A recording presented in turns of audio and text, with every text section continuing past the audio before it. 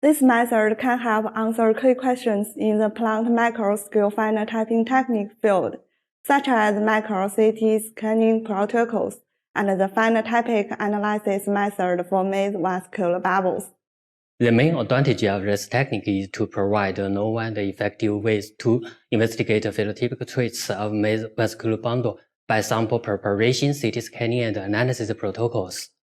The implications of this technique broadens applications of ordinary micro-CT scanning in monocut and other plant sciences. This protocol can be easily modified to accommodate other plant materials, such as dehydration or drying procedure. To begin, collect the stem, leaf, and root from fresh maize plants and divide them into 3 sample groups.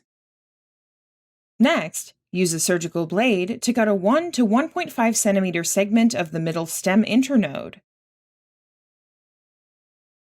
Using the same surgical blade, cut a 0.5 to 2 centimeter segment from the maximum width of the leaf along the vertical direction with the main vein.